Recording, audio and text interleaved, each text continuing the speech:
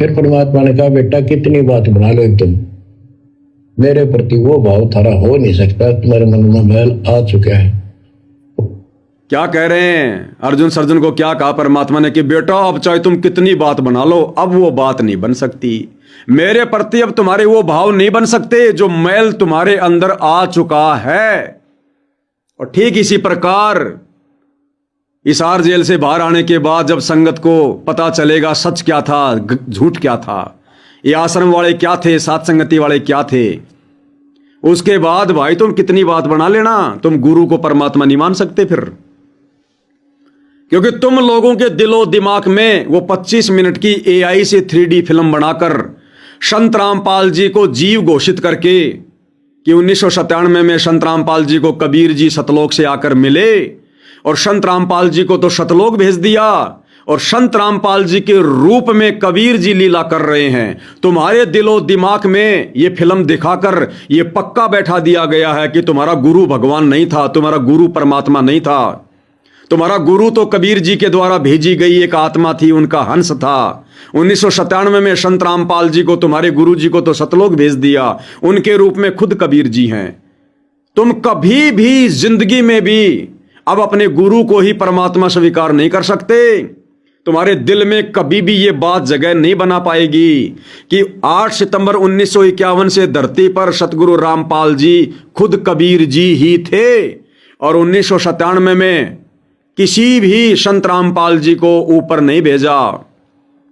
अरे तुम लोग तो गुरु के गुरु बन गए, गुरु के गुरु। गुरु जी ने जितनी भी बार इस 1997 वाली घटना का जिक्र किया है कि मुझे कबीर जी सतलोक से आकर मिले, अरे गुरु ने तो केवल इसलिए इस घटना का जिक्र किया, परमात्मा ने 650 साल पहले बोली गई वो वाणी चरितार्थ करनी थी कि जब आवे 5505 तब ये वचन मेरा होगा साचा। कि 1951 से तो मुझे कोई परमात्मा नहीं मान पाएगा, कोई बिरला ही होगा जो मुझे परमात्मा मानेगा। कम से कम इस घटना को देख कर तो मुझे मान लेंगे, इस घटना को देख कर तो विश्वास करेंगे कि हां भक्ति मार्ग संत रामपाल जी के पास है। और गुरु ने क्या बताया,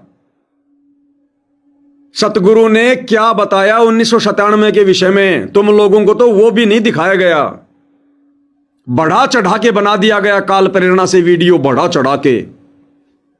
इस 1997 वाली घटना के विषय में गुरुदेव ने जितनी बार भी जिक्र किया, क्या बताया कि मुझे 1997 में दिन के 10 बजे कबीर परमात्मा सतलोक से आकर मिले, जिंदा बाबा के रूप में, साधु के रूप में, और मुझे सार नाम और सार शब्द दान करने का आदेश देकर अंतर ध्यान हो गए। भाई और बहनों, पॉइंट पे ध्यान देना। गुरुदेव ने यह नहीं कहा कि कबीर जी आए और मुझे सह शरीर सतलोक भेज दिया और उसके बाद मेरे रूप में कबीर जी लीला करने लग गए। क्या बताया गुरुदेव ने कि मुझे कबीर परमात्मा आकर मिले, मुझे सारनाम और सार शब्द आगे दान करने का आदेश दिया और अंतर ध्यान हो गए। अंतर ध्यान कौन हुए? कबीर जी। और आज भक्तों ने संत रामपाल जी को अंतर ध्यान कर दिया। संत रामपाल जी तो कह रहे हैं कि कबीर जी ने मुझे आदेश दिया और फिर अंतर ध्यान हो गए। और इन भक्तों ने, सतलोक आश्रम वालों ने, संत रामपाल जी के परिवार वालों ने वो 25 मिनट की फिल्म बनाकर क्या दिखाया कि संत रामपाल जी को अंतर ध्यान कर दिया, कबीर जी ने आकाश में उड़ा दिया। अरे तुम तो गुरु के भी गुरु बन गए, गुरु से भी 4 कदम आगे निकल गए तुम तो। गुरु ने कब कहा कि मेरे को सतलोक भेजा? गुरु तो कह रहा कि कबीर जी अंतर ध्यान हो गए, भक्तों ने संत रामपाल जी को अंतर ध्यान कर दिया फिल्म बनाकर। तुम मोक्ष पाओगे क्या? तुम्हारे दिलो दिमाग में, तुम्हारे रग रग में काल ने तुम्हें ठगने के लिए गुरु को मानुष साबित करवा दिया। आज सतलोक आश्रमों से जुड़े बच्चे बच्चे के दिलो दिमाग में यह बात बैठ गई कि संत रामपाल जी तो कबीर जी की आत्मा थी, वो तो चले गए सतलोक, चले गए सतलोक। संत रामपाल जी का धरती पर कोई अस्तित्व नहीं है, वो भगवान नहीं था, वो परमात्मा नहीं था। अब कबीर जी आ गए उनके रूप में। कबीर जी को अगर आना होता तो अपने ओरिजिनल रूप में आते ना। डर लग रहा क्या उनको? तुम लोग कहते हो कि दाढ़ी मूंछ वाला रूप कबीर जी का ओरिजिनल रूप है, तो कबीर जी को कोई डर लग रहा है क्या? कबीर जी ने काल की तरह कोई घटिया काम कर रखा क्या, जो अपने ओरिजिनल रूप में अपने बच्चों को, अपने भक्तों को दर्शन नहीं दे रहा? क्या कहा गुरु जी ने? ये काल कभी किसी के सामने अपने ओरिजिनल रूप में नहीं आता, क्योंकि इसने घटिया काम कर रखा है। तो कबीर जी ने तो घटिया काम नहीं कर रखा, तो कबीर जी ने संत रामपाल जी का रूप धारण क्यों करना पड़ा भाई? अगर वो दाढ़ी मूछ वाला रूप ही कबीर जी का ओरिजिनल रूप है, तो संत रामपाल जी के रूप की हेल्प क्यों लेनी पड़ी? सहारा क्यों लेना पड़ा? अपने ओरिजिनल रूप में क्यों नहीं आया? दाढ़ी मूछ वाले रूप में क्यों नहीं आया? क्या कबीर जी ने भी घटिया काम कर रखा है क्या? तो संगत की काल ने बुद्धि भ्रष्ट कर रखी है, गुरु को मानुष मनवा दिया, मानुष। इसलिए सारे के सारे फैल हो, फैल। गुरु मानुष कर जानते, वो नर कहिए अंध, ओवे दुखी संसार में आगे काल के फंदे।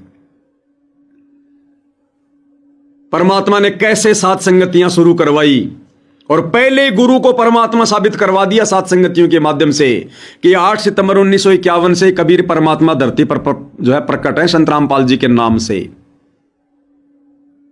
आगे चल के कोई भगवान नहीं बनता। ये सबसे बड़ी कमजोरी, सबसे बड़ा काल का षड्यंत्र ठग लिया काल ने। आज आप किसी भी बच्चे से पूछ लो, हमारे गुरुजी के रूप में कबीर जी आ गए। गुरुजी तो 1997 में गए। जब गुरु चला गया फिर तुम क्या टिंडे ले रहे हो? फिर यहां पर गुरु बिना मोक्ष नहीं, गुरु चला गया शतलोक, तुम्हें क्या टिंडे मिलेंगे? तुम्हें तो काल ठग रहा, काल। तो भाइयों और बहनों, इन आत्माओं का मोक्ष नहीं है। इसलिए दास कह रहा है, यदि गुरुदेव भगवान के हिसार जेल से बाहर आने से पहले उस 25 मिनट वाली फिल्म को अपने दिमाग से डिलीट कर दो और सात संगति के वीडियो देखकर अपने गुरु को ही परमात्मा मान लो, तुम्हारा थोड़ा बहुत बचाव हो सकता है। नहीं तो ये जीवन तुम्हारा बर्बाद है, बर्बाद। क्या कह रहे हैं परमात्मा? मालिक ने क्या कहा अर्जुन सर्जुन को? अब चाहे तुम कितनी बात बना लो भाई, अब तुम्हारा मोक्ष नहीं है। तुम्हारे मन में दोष पैदा हो चुका है, लाख कोशिश कर लो। इसी प्रकार वो 25 मिनट की फिल्म देखकर शतलोक आश्रमों से जुड़े भाई बहनों के दिलो दिमाग में ये दोष पैदा हो चुका है कि हमारा गुरु भगवान नहीं है, हमारे गुरु जी तो शतलोक गए। अब कितनी बात बना लो, तुम गुरु को परमात्मा नहीं मान सकते। अब फिर परमात्मा ने कहा, बेटा कितनी बात बना लो तुम, मेरे प्रति वो भाव थारा हो नहीं सकता, तुम्हारे मन में मैल आ चुका है। और मेरे इस शरीर से गुरु रूप से तुम पार नहीं हो सकते। फिर रोए बुरी तरह जी, फिर उद्धार कैसे होगा? फिर बता कि दिल्ली से 10 मील दूर पश्चिम की ओर किसी गांव में हम फिर आएंगे, हमारा एक भक्त आएगा, उसको दीक्षा देंगे, दीक्षा उससे लेकर तुम कल्याण को प्राप्त होगे। फिर परमात्मा कबीर जी गरीबदास जी के नाम से आए और फिर भी अर्जुन सर्जुन का मोक्ष नहीं हुआ। मुक्ति बोध में अर्जुन सर्जुन के प्रकरण में गुरुदेव ने साफ साफ लिखा है, गरीबदास जी से दीक्षा लेकर केवल उन्होंने अपना शरीर छोड़ा था। गुरुदेव ने साफ साफ लिखा कि अब अर्जुन सर्जुन का मोक्ष होगा अगर मर्यादाओं में रहे तो। अर्जुन सर्जुन को अब जन्म मिलेगा या मिल चुका होगा, अब मोक्ष होगा उनका। गरीबदास जी के नाम से परमात्मा है, उस समय भी मोक्ष नहीं हुआ।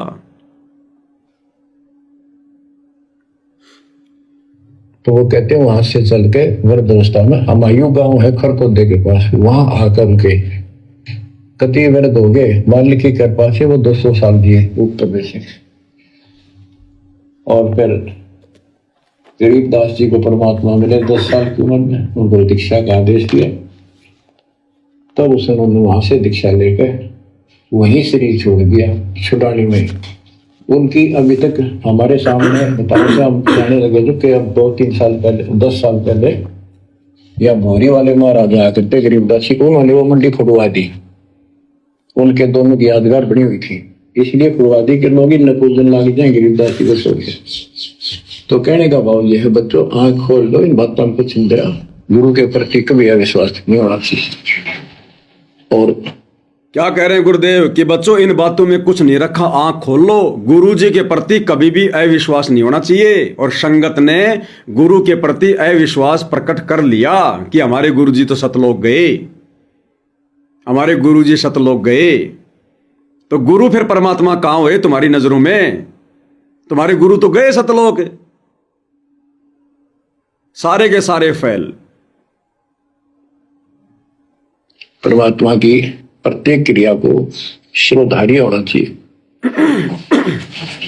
आंख खोल लो, परमात्मा बार बार ये मौका नहीं देगा आपको। समझा है तो सिर दर पाऊं, बोर नहीं रे सदा।